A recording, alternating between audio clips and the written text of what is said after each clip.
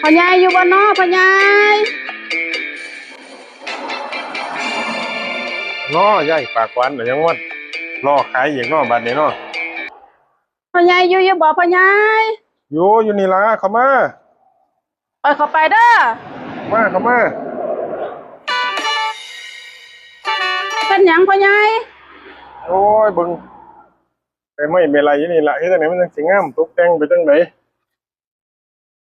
มาแต่ไสมาจังได๋ล่ะมื้อนี่โอ้ยฮ้อนแดดพ่อใหญ่คนละย่างพาแดดมาหาเจ้าคิดฮอดเจ้าว่าแต่พุ่นน่ะเฮาแต่ในบ้านพุ่นน่ะแม่นโอ้แดดๆก็จังพามาอยู่เนาะฮ้อนคักฮ้อนแน่บ่ได้กล้วยมาขาย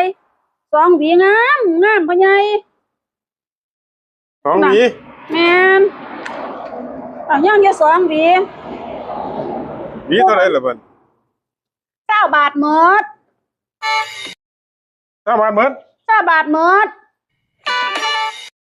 โอ้หมูเพิ่นละเอาซอยข่อยน้ำทางมาเจ้ามาไกลทั้งแดดท่านก็สิซอยเจ้าเท่าแล้วซั่นเอาเบิดบ่พ่อใหญ่บ่ได้มาแล้วนี่ก็สิเอาเบิ่นตัวซอยเนาะเอาสั่นอุ้ยพ่อใหญ่เจ้าคือใจดีแท้แดดร้อนๆอุตส่าห์คือทอดอุตส่าห์เอามาหามาฝากมาต้อนโอ้ยพ่อใหญ่ข่อยก็ฮักเจ้าข่อยอยากให้เจ้าได้กินได้กินกล้วยข่อยโอเคงามคักงามแน่บ่คิดฮอดเจ้าบ่คิดฮอดเจ้าเอาเบิดนี่บ่พ่อใหญ่เบิดนี่ล่ะ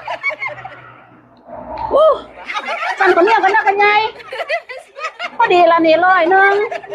เอ้าคือว่าหวีละ20เอามาทำไมเงินทอน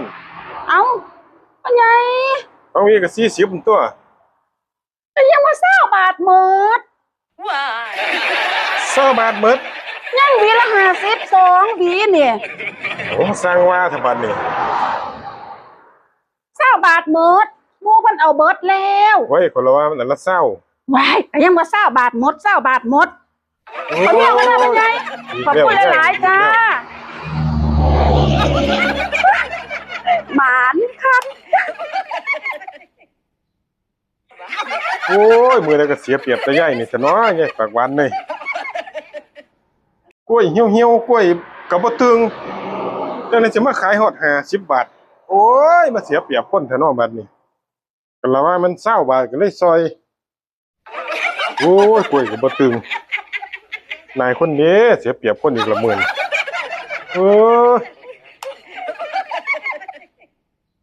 กล้วยก็บ่ตึง20 บาทหมดพะนะอัน20 บาทมันเบิดแล้วเหลือแต่อันละ50ว้าควบคิดโลโอ้ยคันฮู้จังสิเพิ่นก็เอาซ้ำนะ2 หวี100พะนะเสียเปรียบคนนี้บัดนี้